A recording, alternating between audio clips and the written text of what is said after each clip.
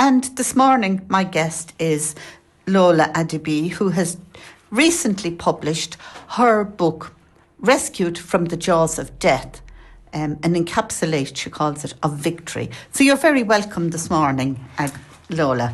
Thank you, Theresa, for having me. Delighted to have you. So maybe you just tell me a little bit about yourself and how you got into, or what you felt was the need to write this book. Thank you. My name is Bolaji Lola Adebiyi. I'm a Lish woman. I'm a mother and a wife. I'd had a career in looking after people with disability and autism for about 10 years before now. And the reason why I wrote this book is that a few years ago, when I was sick on the hospital bed, on the life support, and they had only given me 3 weeks to live. I had said to God, because I'm a Christian myself, had said to God that if He gave me another chance and let there be a miracle healing in my life, that I will go around to share this testimony.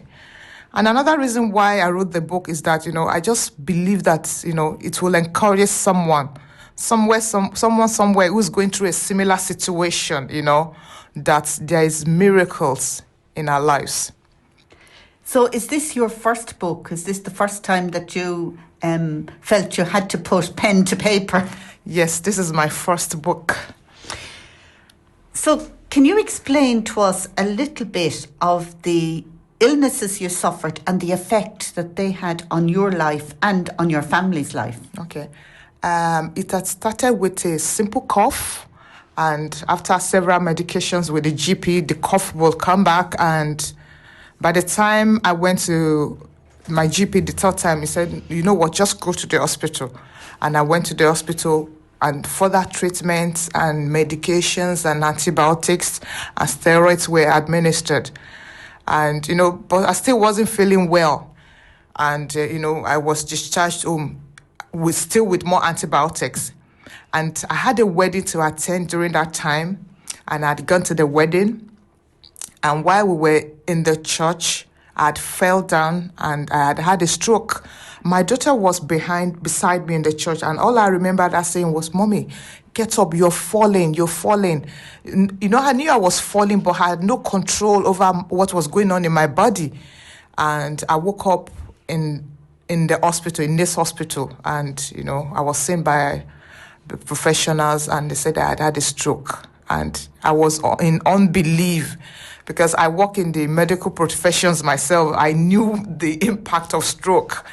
And the fact that it wasn't something that would go away quickly, and the first 6 months I was just in this hospital, learning to walk, to talk, to recognize people and things. But, with stroke, you're on a lot of medications, and those medications began to have a strong toll on my body. I began to have panic attacks. I began to hallucinate. I began to see things and hear voices.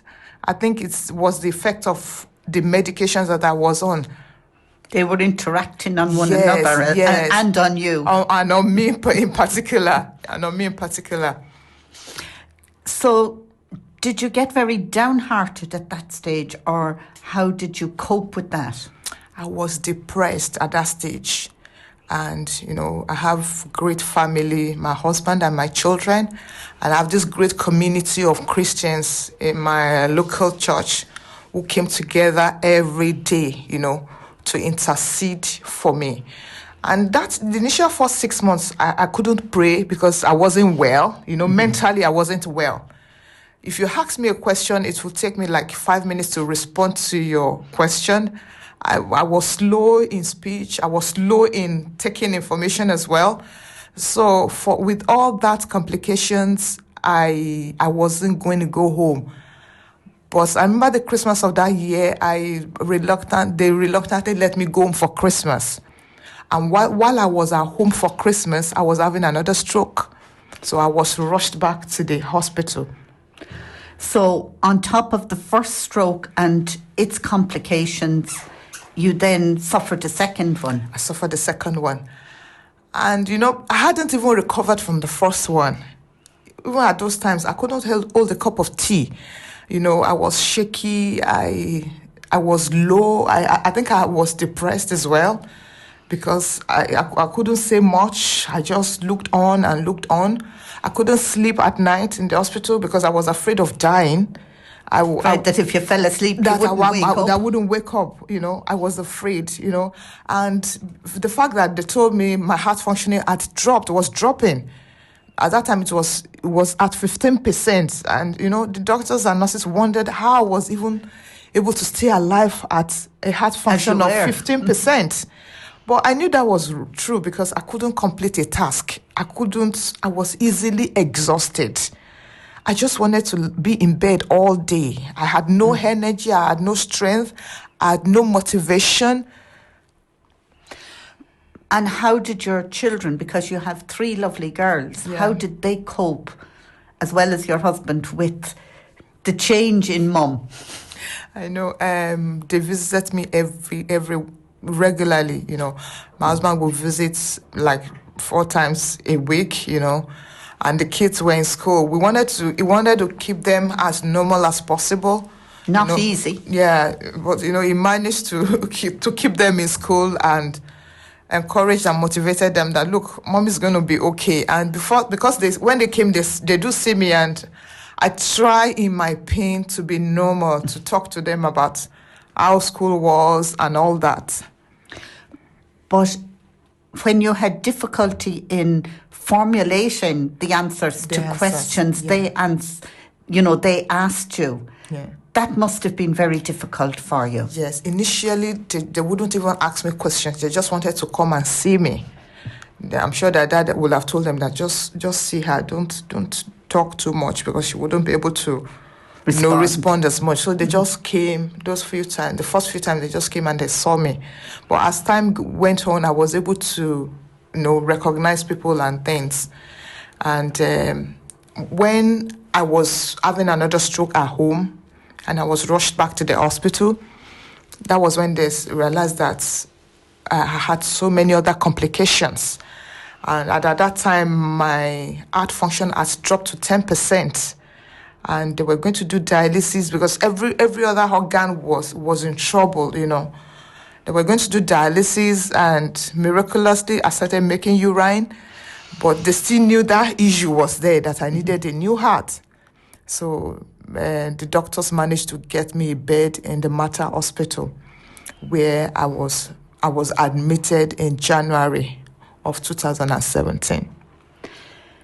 So did going to the Mater make a big difference in your treatment?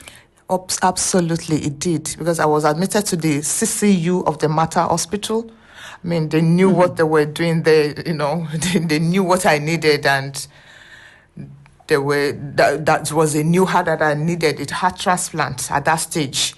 And by the time I went to Mater Hospital, I was in constant medication. I was on the drip, so I couldn't move around because I had this drip thing pulling along with me as I went, And when I first got admission there, I was able to, lift my leg and walk around a bit. But by the time it came to like 3 months, like March, my health dropped significantly. I couldn't walk again. And that was when they put me on the life support to keep me alive. There's something they put me on. It's called balloon pump. That was meant to help my heart function until I got a donor. So my heart would beat one, and the balloon pump is meant to breathe another. And that was how I was on that for like 6 months. So, but that meant you were very confined then, yes. Because you were attached to machinery. Yes, through my groin area, I was on the bed, and I had to stay still on that position, and I was like that for 6 months. I couldn't sit up. I couldn't, I had to tilt my head to brush and to eat, and it was so much pain because you can't even. What I really wanted to do then was to even scratch my leg. And you weren't and there was no way I could reach my leg, But it was also difficult for the family because you were then a lot farther away from them and getting to see you. Yes. And, at the time, the professor said I might have about 3 more weeks to live because, my health was just deteriorating. I couldn't eat as much. And with the constant medications, things weren't getting better. And they said, I might have only 3 weeks to live. But when the professor told me at that point in time, my faith had grown, and the scriptures had begun to come up in my heart. Those were the scriptures that I studied in the past. They began to come up in my heart. Scriptures like the story of Lazarus in the Bible, that even after he was dead, Jesus still came up and he raised him up. Scriptures in Jeremiah that before you were formed in your mother's womb, I already knew you. So I began to meditate on those words of God, that if all this is true, then this shouldn't be the end for me. And when he said I only had 3 weeks to live, that was when I told him that I believed in miracles. And I told him that I believed that God was going to give me a new heart, and that when the heart comes, it's going to know that it is mine. And I told him that because it's going to have my name written all over it. I made those confessions to his face. And he took you at face value. Yeah. So, but you had complications because you had a hypnophobia as well, hadn't you? Yeah. Which, did it complicate your recovery, do you think? Or? Yeah, at that time it did, because like I said, I was afraid of sleeping. That you wouldn't wake up. That I wouldn't wake up. And because of the symptoms that I was getting, because sometimes my heart would just stop functioning itself. I was having palpitations, and sometimes it just palpitates like that, and sometimes it just slows down, and I'm afraid, and I'm like, am I still alive or what? And at the time, they commenced palliative care because I was constantly in pain and I was crying. And I knew that something was happening. I knew that, if that went on, I might soon pass away. And, I began to have a deal with God. I began to speak to God in my heart. Because at that time, I couldn't hold the Bible. I was so lean. I was losing weight. I couldn't eat. Everything I ate, I would throw up. I would be sick. And that was when I told God that, He just needs to rescue me. He just needs to give me another chance. Even if I've messed up in the past, I believe that I hadn't fulfilled purpose in life. And I thought that there was more to life than just being married, having kids, having a home and a good car and a good job.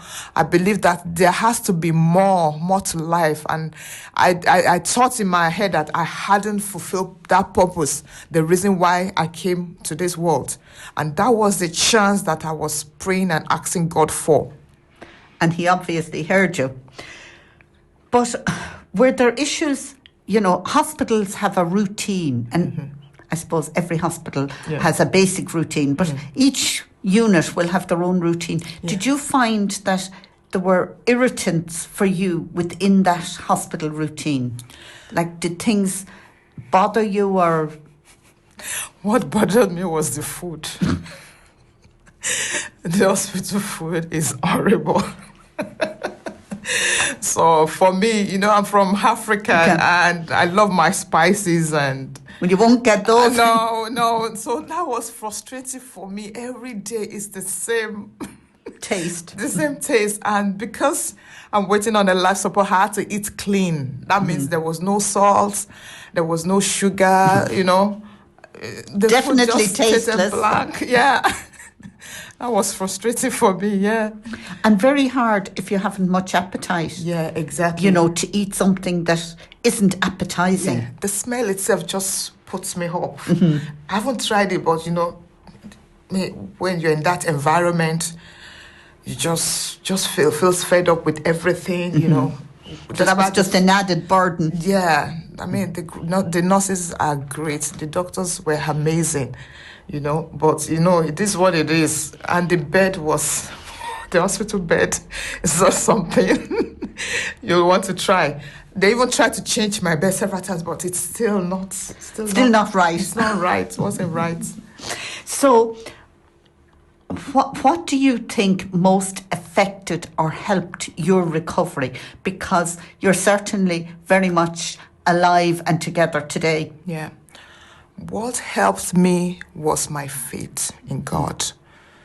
I had faith in God, and I began to, like I said, the scriptures, the Bible, that the words of God that I've read in my heart, the word that I listened to, began to come up in my spirit, and I began to meditate and go over those words, the words of God, that, God was a miracle working God, that it would not leave us nor forsake us. And I began to build my spiritual muscles on those scriptures. So it was my faith in God that helped me. When the doctor said you had no chance, I told him that I believed in miracles. I told him that I believed that, God was up there and I wasn't going to give up on me as long as I believe and I keep holding on to the word of God in my heart.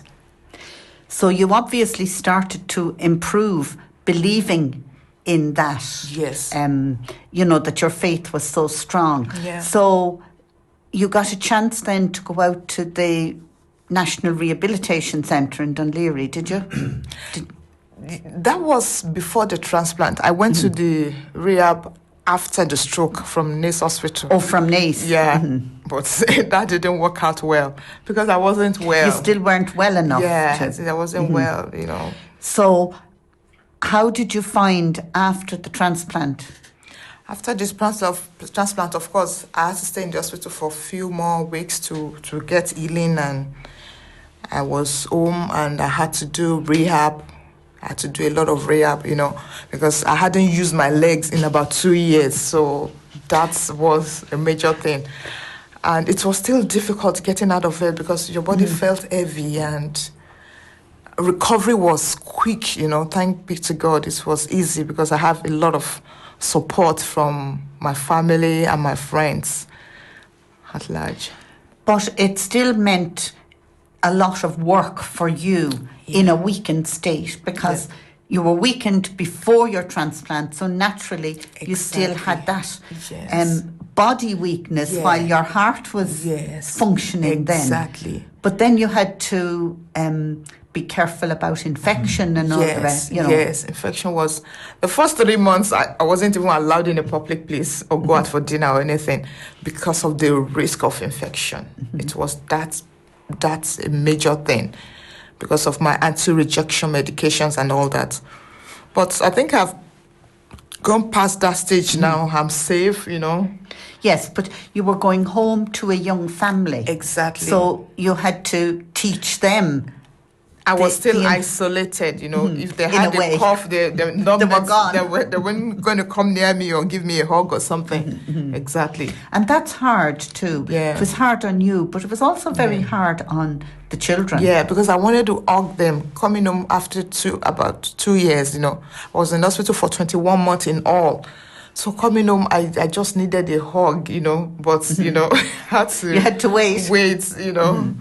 Had to wait. So how did the children cope with that? Did they get upset about it, or did they find that difficult to get through? Definitely, they found it difficult. But, having mommy back home was a relief, was a big relief on everyone, not just the children, my husband and my community as well. My friends and my church. It was a big relief that, oh God, now this is it. God actually answers prayers, But your friends and your church were very supportive. Very, all the way along. All the way. From the first day that I had the stroke, So they were like, I suppose, a comfort blanket for the children. For the children and for my family as well, yeah. And do you have family still at home in Nigeria? Oh, yes, I do. So that must have been very worrying for them. Exactly. That you were so far away from them. Yes. Actually, my sister came around for 3 months to be with me while I was in the Mater Hospital. Just, chatting and just being there. Being there for me, with prayers and all that. Yes, definitely. So do you feel you have made a full recovery now? Please God, I have. You don't feel you have residual from your strokes? No, I still feel a bit awkward sometimes. not a good balance, but you know what? So that your balance isn't as good. Yeah, but my coordination isn't as great. But, that's not an excuse. I think if I work more on myself and work out more. Well, for somebody who has had a stroke, I must say you're looking very well and coping very well with it. But did you find it hard to retrain your memory after the stroke? And constant, Yeah, after the stroke, definitely. Because, like I said, I had to learn to do things all over again. After the stroke, I had to learn to dress up myself. I would just sit down there comfortably and, finding it difficult to even put on my clothes. And after the second stroke, did you have a deterioration? Like, did you take a backward step again? Yeah, after the second attack, I think it was more on my organs, my organs were attacked. Internally, yeah. So it's a bit different. So you didn't feel that you had lost ground on the work you had done? I didn't do much of a work. But you did have to work on your speech and on your mobility. Yes, I didn't lose any of that. Yeah, I didn't lose any of that after the second attack. Which you were very lucky in that too, that you didn't, because you could have lost a lot of the ground that you had worked on very hard on. So do you find that your memory has returned completely, or do you have gaps? I think my memory has returned fully, and that's why I'm able to write a book, Which is fantastic. Memory returned fully. And for me, I think I just have new purpose, more understanding about life, about purpose, about why we're here, about our passion. That's what it did to me. So, in effect, you gained an awful lot from your illness as opposed to losing a lot from it. No. For example, it gave me the opportunity to be able to write this book, gave me the opportunity for this platform and several other platforms. I've done a lot of talks in churches, among women, just to encourage them. I mean that, whatever, the doctors or anyone has told you that it was not possible at 99.9%, my God can make it happen at 100%. And he does. And he did. So you didn't publish your book here in Ireland? No. You published it in the US? In the US, Westbow. Yeah, in Westbow. So did you find that difficult, getting it edited, getting it published, getting it available? Yeah, I found that the availability is great anyway, but I found... Now, when it's published. Yeah. But, the process, I think if I was to do this again, I wouldn't do it in the US. I would do it here in Ireland because I want to be close to my editor as much as possible. I want to have enough access to them, and I want them to understand my story, before publish, before you get to it, because some of it is that American life is a very different lifestyle, so they're working on a different kind of thought process altogether to what we are, to what you were, because you felt it was your faith and your God that brought you through. They just saw it as a story, Yes. They don't, and I want someone that will understand me. And believe in you. And believe and read my mind, which is not possible anyway, but... So, you had your book launch here. Yes. They've published the book and it's available on some outlets. Yeah. And one of those is eBay, Amazon, but Westbow Press also have it. Yeah, they also have a website for me, distribute it. So is that just www.westbowpress.com? Yeah. So it's quite easy to access it. Yeah. But for people in America, they can order from Westbow Press. Mm-hmm. But if you're in Ireland or in UK, I think Amazon or eBay are much easier. Yes. Yeah. Yes, I was just listening to something this morning where they said that somebody in the States wouldn't deliver to Alaska because they said, oh, well, you're an island away off out like Hawaii. Yeah. And I mean, it's not attached to the US directly, but it is attached to land because it's attached to Canada. But I was just laughing at that. They were wanting to charge them the international charge for it. Yeah. So, do you feel that your story is getting out, that folk are listening to you? Do you feel that you're trying to make a difference to other people's lives? Yes, of course. I just want to encourage people, I just want my story to encourage people. That's basically what it is. I want my story to touch people's hearts, to give them belief hope and in courage. themselves as well as in an all-powerful God. Yeah, the fact that the doctor said, "Oh, you're gonna die of this," doesn't really mean that you're gonna die of it. I believe that we have a part to play in our own lives. We can begin to, prophesy positive things into our own lives, and we will actually see it come to pass. This was my story, And a wonderful story, and I must say, very well written, without any, I suppose, angst at other people. The angst was within you as you came to accept the problems and the illnesses that you had and overcome them. And overcome them completely.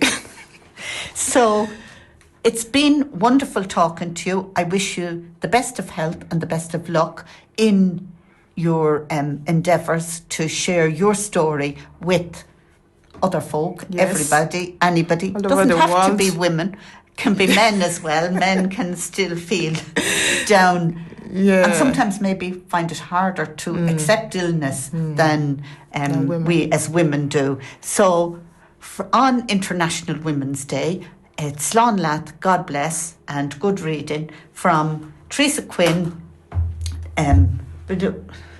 Pronounce your own name there. Bolaji Lola Bolaji. Adebiyi. And rescued from the jaws of death. So, Slán live and God bless.